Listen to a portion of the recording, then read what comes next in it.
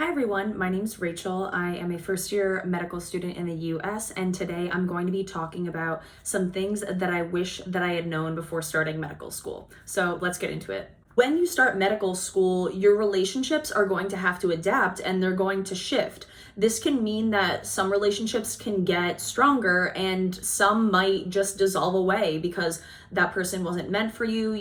You weren't really meant for each other as a partner or a friend.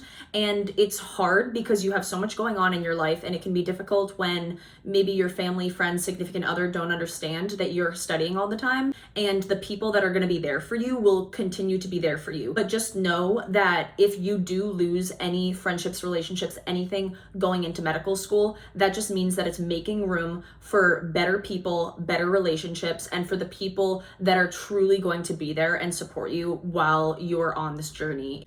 Do not compare yourself to others. I'll say it again. Do not compare yourself to others.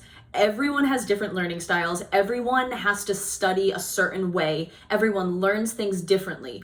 Don't think that because someone else is studying for 12 hours a day that you need to study for 12 hours a day to do well on the test. Don't think because someone is doing Anki and they're saying that Anki works so well and they're like, oh yeah, I just busted out 500 cards. Don't think that you need to do that. Do what works for you and do not look at anyone else. It's good when you're in an environment when people share their notes and stuff and share study guides. That's great. You can study with friends if that works for you. Just do what works for you. Know yourself. Know that if you have a tendency to compare yourself to others, that you are going to have to really work on that in medical school. So I wish that I had done a little bit of research on what my learning style is, because there's so many resources in medical school. Done a little bit of research on what my learning style is, so then I could pick those resources, because it can be very overwhelming with the amount of resources that are there, but you just have to use 2 or 3 or 4 instead of trying to use 7 or 8 different resources, because then you're just going to spend way too much time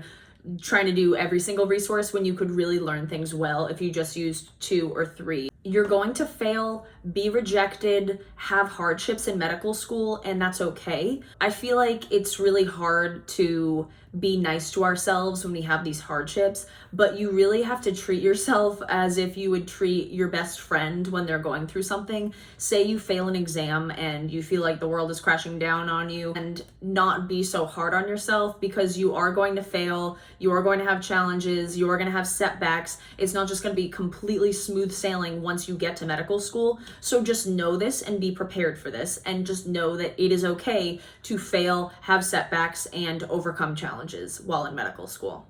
Be comfortable with knowing that you are not going to know everything. And what I mean by that is, it's like you go into medical school and you know that it's going to be so much information, you know that it's going to be really hard, but you don't really understand and internalize that until you get there and you're like, okay, yeah, it is. I didn't realize that I would actually have to know this much information to be tested on it, but you do. And if you're going to medical school or nursing school or, anything that is a more competitive, rigorous schooling, then you probably are more of a type A person that is used to getting A's and is used to doing really well. And just understand that you're not going to learn every single thing that you need to. You may get to the test and see a question and you're like, okay, I remember studying the concept, I recognize these words, but then you get to the answer choices and you're like, if I had only studied it more, more in detail, if I had only made sure that I fully knew it, then I would be able to answer this question. But because I didn't, I am between these 2 or 3 answer choices, so I have to guess.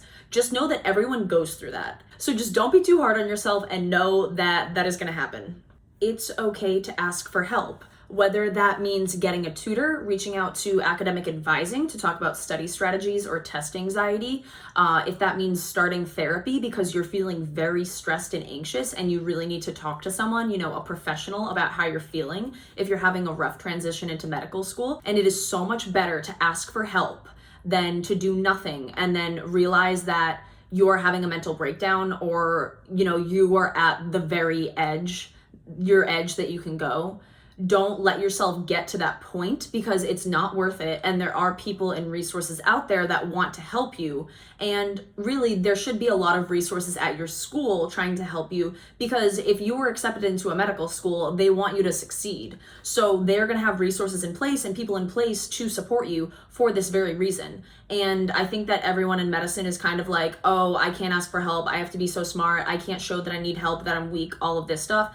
No, like if you need help, then ask for it. Because if you're a doctor and you have a patient, wouldn't you want them to ask you for help because you have the knowledge and the resources to help them as a physician? You need to be taking care of yourself so then you can one day take care of patients. How are you going to get a residency spot and become a doctor for real one day if you are not able to make it there because you are not taking care of yourself and asking for help when you need it?